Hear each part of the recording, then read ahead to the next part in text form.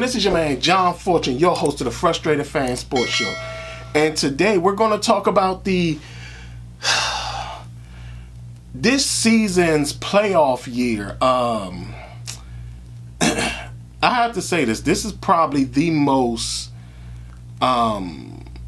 blowouts and destructions of teams we've ever seen in playoffs games in a very long time, because normally playoff games are games that are fought very hard, and this weekend, including the holiday, we saw what we normally don't see, which is almost every game was a blowout from the beginning of the game, and the only competitive game was the Detroit Lions versus the LA Rams. What we saw in these playoffs were torches being passed by former Super Bowl winners.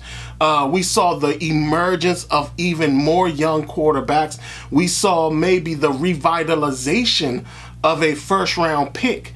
And we're talking about the quarterback of quarterbacks in Patrick Mahomes doing what he normally does, and that's not lose. So again, this has been something of a wacky and wild weekend. I mean, you're talking about, we've even seen the NFC East basically obliterated. Like, we've seen we might have seen the last of Mike McCarthy and Dan Quinn in Dallas. We might have seen the end of that. We might have seen the end of Mike Tomlin, the only coach in what we know as Super Bowl history actually being fired without having a losing season, or not getting a new contract after never having a losing season. Then you're talking about also coaches that, again, like I said, we're talking about the possibility of us seeing the collapse of the Philadelphia Eagles. I mean, this has been one of the wildest playoff weekends that we've ever seen. And we're going to start at the top. Let's talk about the Houston Texans' complete dismantling of the Cleveland Browns. Now, we've seen the Cleveland Browns defense be fantastic this season in the regular season, and we all had an idea that there was just no way that Cleveland was going to lose this game, especially defensively. But man, was there a clear underestimation of what CJ Stroud is and can be. I mean, he came in there and you could never tell that CJ Stroud is in fact a rookie. I mean, he's breaking rookie records. He's doing a fantastic job in the playoffs. And again, year one, and you're talking about this guy is probably being seen as one of the best quarterbacks in the league today. So, I mean, it's an impressive march that he's on. And we'll see how good he really is once they sit up there and see some competition in the playoffs. But again, we're talking about the Cleveland Browns were no slouches when it comes to defense. So the fact that CJ Stroud played very well against them, it's absolutely amazing. And I tell you, it is what it is. I mean, we're going to see more CJ Stroud, which also begs to say, sometimes putting the right quarterback in the right system works a whole hell of a lot. And I have to admit, it really worked in Houston. Next, you got the Kansas City Chiefs and the Miami Dolphins. You see how experience does a very good job when it comes to getting in the playoffs and knowing how to win in the playoffs. A Miami team who's kind of gotten used to the warm weather, including somebody like Tua. You know, you think about Tua, he's from Hawaii, he played in Alabama, and he's now playing in Miami. He probably never experienced this type of cold ever in his life. And because of that, you're talking about, we see the Kansas City Chiefs with that experience of being in the playoffs, of winning Super Bowls and things of that nature. We see them dismantle the Miami Dolphins with their former player Tyreek Hill. We're talking about the Kansas City Chiefs took down one of the top offenses in the league, and they did not even fall short. And we see exactly what Patrick Mahomes is, the quarterback of quarterbacks. I mean, this guy finds a way to make a play when his team needs a play, and he never fails at doing it. And again, another blowout. We're talking about the Texans was a blowout. The Joe Flacco, his time is over. But we just see the destruction of these teams in the early rounds of the playoffs, which is really saddening. But at the same time, it's one of those things where you just say, man, if the NFL can adopt some rules, I keep going back to this. I do feel that the NFL needs to adopt the 4th and 15 rule from the XFL, which is now going to be the UFL. They need to adopt that 4th and 15 rule. That rule would have helped in these playoff games and would have made the playoff games exciting to the end. But it just didn't happen. And like I said again, the destruction that we saw in this first round of playoffs is crazy. So again, Kansas City Chiefs, Miami Dolphin fans, I don't know where you go at this point, but you shouldn't be mad because you see that your team is ready, but they still need some time to grow together to be ready to compete in the playoffs. Then you're talking about what we saw in Dallas. We saw Dallas struggle against teams that had winning records all season. They were beating teams they were supposed to beat. And what we saw on Sunday was that we saw Dallas continue the trend of not beating teams with winning records. And the Green Bay Packers, with Jordan Love, a guy that I was really high on, again, we saw Jordan Love do a fantastic job of basically engineering play after play after play to get the Green Bay Packers up on the Dallas Cowboys very early on. I think the score, it was like 27-20, and Dak throws back-breaking interceptions early in the game. One that goes back for a pick six, one that almost goes back for a pick six, but that interception does turn into points for the Green Bay Packers. So again, we saw the destruction of the Dallas Cowboys. And again, you're talking about this is a reoccurring thing with Dallas. Dallas does what they do all the time. They make the playoffs and they lose. And it's one of those things where we just see the crumbling of Dallas over and over and over again. Even with the amount of great players that they have on their team, they do have a great quarterback. The problem is that he does the Kirk Cousins things. He makes the bad play at the wrong time. It's like, there's never a point where a bad play is at the right time, but he just seems to always makes the bad play at the wrong time. So again, we saw Dallas. Mike McCarthy, Dan Quinn might be out. They might actually be out. Jerry Jones did not look happy in that booth, and I don't see how, as time goes on, there's going to be anything that can save Mike McCarthy's job or Dan Quinn's job, because how do you save your jobs when your team gets into the first round of playoffs and gets manhandled by a young quarterback and a team that's on the rise? And again, you still go down that path of not beating a team with a winning record. So again, it's crazy game.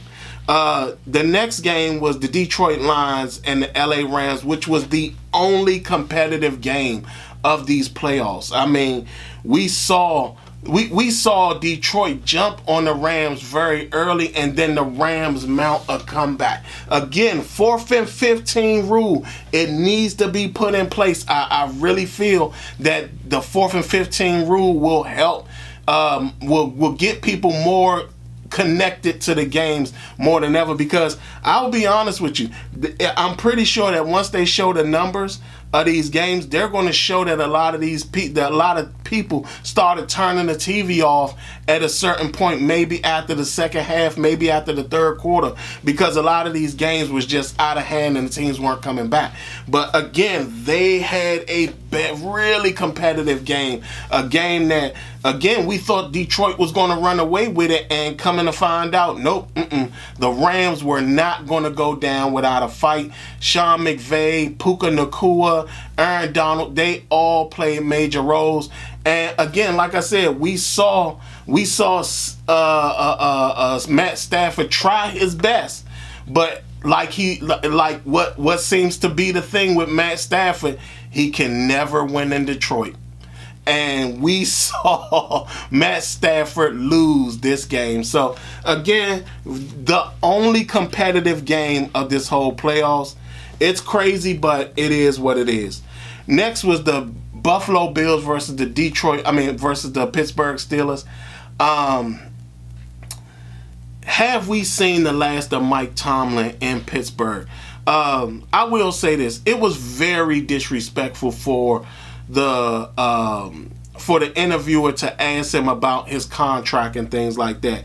And I hope people don't try to make it out like he's this evil black man and he just marched off. And, I mean, that's anybody. When you're losing a job, the last thing you want to do is be asked a question about you losing a job. Hell, he might not even really be losing a job. But again, you're talking about if Pittsburgh doesn't sign him or re-sign him to a contract, they actually will sit up there and will have the winningest coach walk away from them. Again, a coach without a losing season and that had so much turmoil going on in his team, he was still able to make the playoffs, and I mean, we're talking about the start of their season was really bad.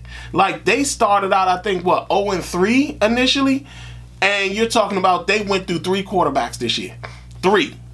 So to see a guy keep his team together well enough to make the playoffs is absolutely amazing. A guy who's gone through multiple changes since he's taken over for Bill Cowher, made a Super Bowl, won a Super Bowl, had to deal with anybody and everybody who had some type of personality issue or some type of ego issue or something like that. He's had to deal with all of that. And yet and still found a way to never have a losing season. And we're talking about the possibility of this being his last season in Pittsburgh.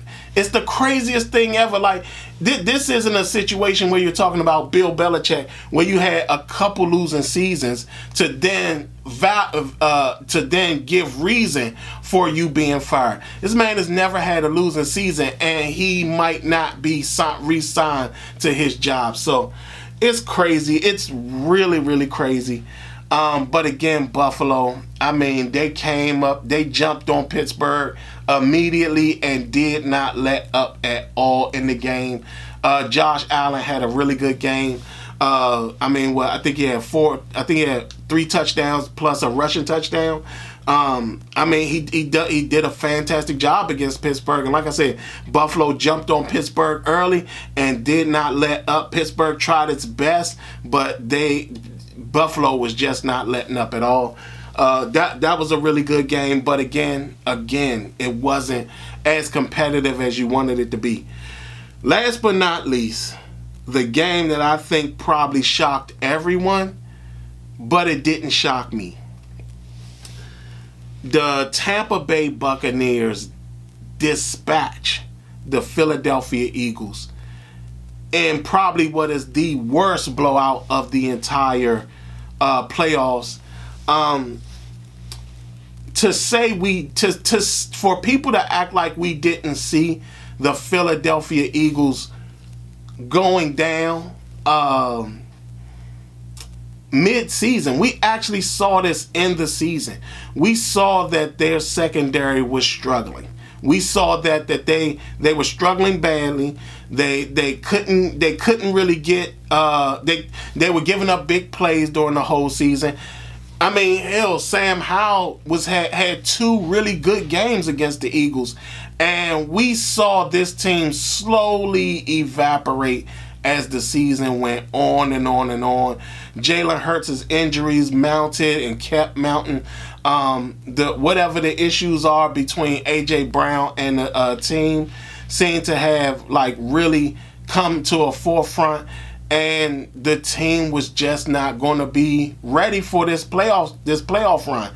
And have we seen the last of this team I think we have seen the last of this team being together. It's a sad fall from grace, especially from when they started at the beginning of the season. They went 10-1, but we saw cracks in the armor very early on because there were a lot of games that they nearly lost. And then you're talking about coming down the stretch in the last 6 games, going 1-5. That was not a very good thing. So, I mean, we've probably seen the end now. They're talking about the possibility of Nick Sirianni being fired. I don't see why, but I can understand how you would want changes to be made. But will doing that make a difference? Because what I will say is Matt Patricia should probably be fired. He's never, in my opinion, ran a very solid defense, and you never see the players in his defense do well until he's gone. Matt Patricia, again, is one of these guys that has found a way to make it in the NFL without being nearly as successful at being in the NFL. So, again, Dallas's defense just looked like it was a bad defense, and it didn't look like it was going to get any better. Its offense, again, when you're missing A.J. Brown and your quarterback is injured, it doesn't look like it's going to be efficient. They tried to run the football, but understand, Tampa Bay was throwing the ball. And with them throwing the ball and just destroying Philadelphia's secondary, it was no way Philadelphia was going to get back in this game. So we've seen some crazy, and that's it, y'all. I mean, we've seen some crazy football in this first round of playoffs. Now the playoffs get a little bit stronger. We see Baltimore will be taking on the Texans. Can C.J. Stroud show again that him facing a tough defense means nothing? Or will Baltimore say, no, not today, young man, not today? We're going to see what else we got. The Detroit Lions will be facing the Tampa Bay Buccaneers. Again, is that a game where we're going to see, are we going to see the Detroit Lions keep moving forward, or are we going to see the Tampa Bay Buccaneers sit up there and actually be the team that everybody thought they were going to be, and that's not a really successful team? We don't know, but that might be a very close game. Then we got the Kansas City Chiefs. They go to Buffalo. A lot of teams are never successful in Buffalo, and this year, even in the DMV, the snow has been a thing. But will the snow clear out in time for Kansas City to be ready? Because, again, they're a cold city team too, and they know how to play in temperatures that are very cold as well. So that I feel will be another competitive game. We got the Green Bay Packers against the San Francisco 49ers. Does the Jordan Love show end, or does it keep going? I mean, again, there could be a chance that it could keep going. But again, we're talking about a 49ers team that has shown a resilience in being able to win games and actually make Super Bowls. I mean, Kyle Shanahan is probably the only coach that we've seen make as many Super Bowls as he has without actually winning one. So again, that's something that you have to come into play with. So this is going to be a huge slate of games in the divisional round. I'm excited. Y'all tell me how you guys feel. How are some of y'all, I mean, again, this is the Frustrated Fan Sports Show. How are some of you guys who are fans of teams that went down, like the Dolphins, Dallas? I mean, Dallas. Tell me how you guys really feel. I mean, because to go down in that manner and to have Dak throw some back-breaking picks at the very wrong time, man. How about you Philly fans? How do y'all feel? I mean, to see what could be the last remnant of your Super Bowl team, is getting ready to go away. I mean, but you still got Howie Roseman as your general manager. Cleveland Browns fans, my God.